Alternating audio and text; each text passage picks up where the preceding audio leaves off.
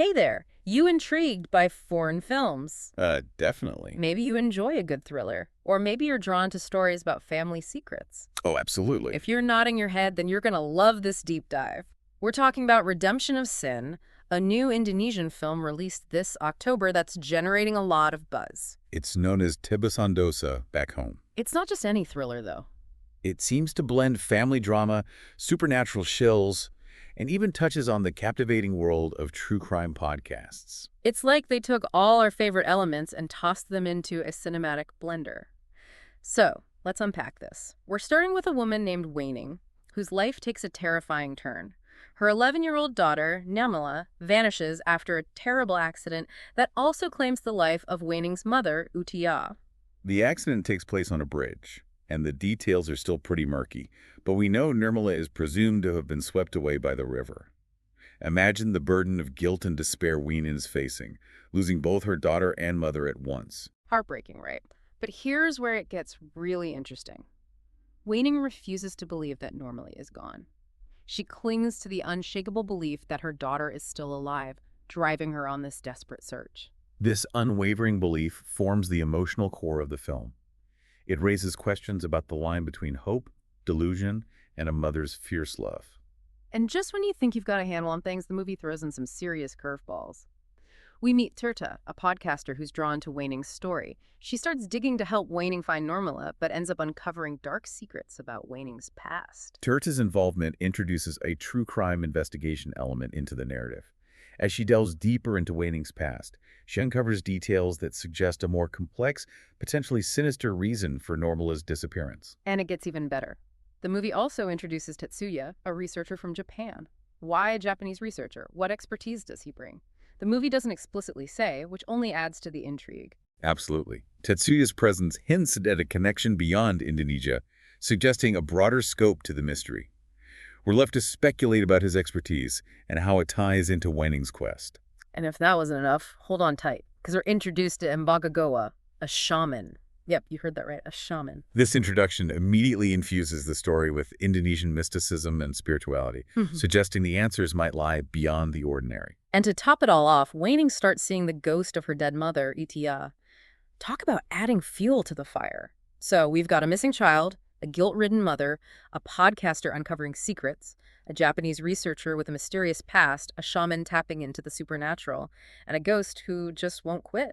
It's a heady mix of suspense, intrigue, and cultural elements that sets the stage for a truly captivating cinematic experience. The director, Josep Anginoan, is known for blending genres seamlessly and creating films that stick with you long after the credits roll. And that brings us to something really cool about how Redemption of Sin is being presented to audiences.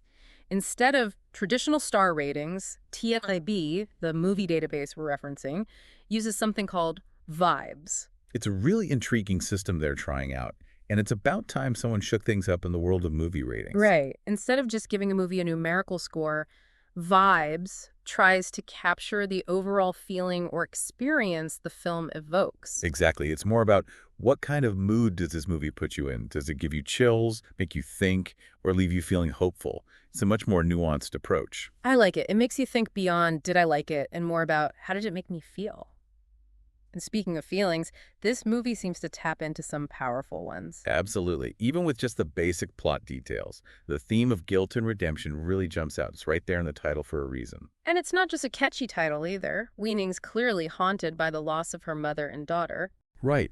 And her desperate search for Nirmala, her refusal to accept her daughter, is gone. It could be seen as her way of seeking redemption for past mistakes. Like, she has to find Nirmala to quiet her own guilt. And that makes you wonder, how far will Waning go for this piece? Is redemption even possible given what's happened? Those are some heavy questions the film seems ready to tackle. And we can't overlook the theme of motherhood and sacrifice either. Definitely not. This movie seems to really dig into the extraordinary lengths a mother will go to for her child, especially when burdened by guilt like Waning is. Absolutely. Waning's journey embodies that fierce, often unyielding nature of a mother's love. It really makes you think, what would you do if you were in her shoes? Honestly, I don't even want to imagine it. It's every parent's worst nightmare. But, beyond the guilt and the sacrifice, there's also this fascinating element of the power of belief. It's like Waning's conviction that Nirmala is alive is what fuels her relentless search. And this is where things get really interesting, where the lines between reality and perception start to blur. Right, is what she's feeling delusion? A way to cope with unimaginable loss? Or could it be something more? It's a question that keeps us on the edge of our seats, constantly questioning what's real and what's not. And then there's this fascinating clash between modernity and tradition, which adds another layer to the story. Absolutely. We have Tirta, the podcaster, representing the modern world of information and online investigation. Then there's Tetsuya, the Japanese researcher, who we assume brings a scientific approach. And of course, we have Mbagoa, the shaman, representing ancient traditions and spiritual practices. It's like these three very different approaches to knowledge and problem solving are all coming together around this one mystery. It's a fascinating contrast, right? Yeah. Will logic and reason prevail, or will Waning need to tap into something more ancient and mystical to find her daughter? It's like the movie is asking us to consider the different ways we approach the unknown, the seen, and the unseen. And speaking of intriguing details, we learned that while Redemption of Sin is an Indonesian film, the excerpt we have is actually in Georgian. It's true. This can suggest a number of things. Maybe the film was screened at a festival in Georgia, or perhaps it's being considered for distribution there.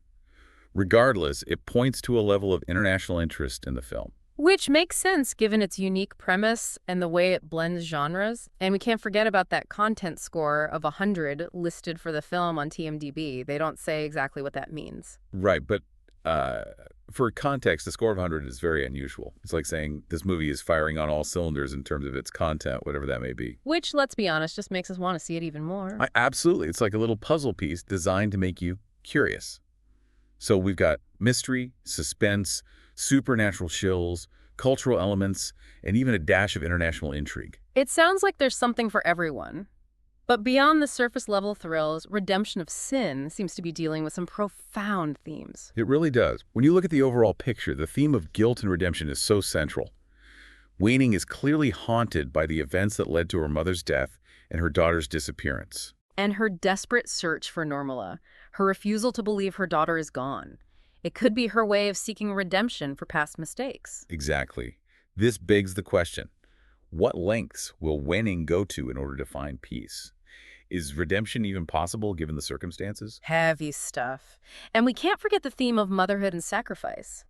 This movie seems to explore the incredible lengths a mother will go to for her child, especially when burdened by guilt and regret. Waning's journey is a testament to the fierce and often unyielding nature of a mother's love. It makes you think about the power of belief, too. Wanning's conviction that Normala is alive fuels her relentless search. Is it delusion, a coping mechanism, or something more? It really keeps us engaged, constantly guessing and questioning the nature of reality itself. Then there's the clash between modernity and tradition, adding another layer of complexity. Tirta's podcasting, Tetsuya's research, and Mbagoa's shamanism represent completely different approaches to knowledge and problem solving, all converging on this one mystery. It's like the film is asking us to examine our own beliefs and consider different ways of understanding the world. Precisely. And how far are we willing to go based on those beliefs? Redemption of Sin seems to operate on multiple levels: a gripping thriller, a poignant family drama, and a thought-provoking exploration of faith, guilt, and the power of belief. It's like a beautifully woven tapestry of suspense, cultural intrigue, and raw human emotion. And that's what makes it so captivating. It's a film that stays with you long after you've seen it, making you question your own perceptions and confront the unknown. So if you're looking for a film that will keep you on the edge of your seat, challenge your perspectives, and resonate with you long after the credits roll, Redemption of Sin should definitely be on your watch list. We've just scratched the surface of this multi-layered film, and now it's up to you to experience it for yourself and draw your own conclusions. What do you think drives Waning's relentless search for Normala? Is it guilt, a mother's love, or something else entirely? We'd love to hear your thoughts. Maybe after watching Redemption of Sin, you'll be inspired to take your own deep dive into the captivating world of Indonesian cinema. Until next time.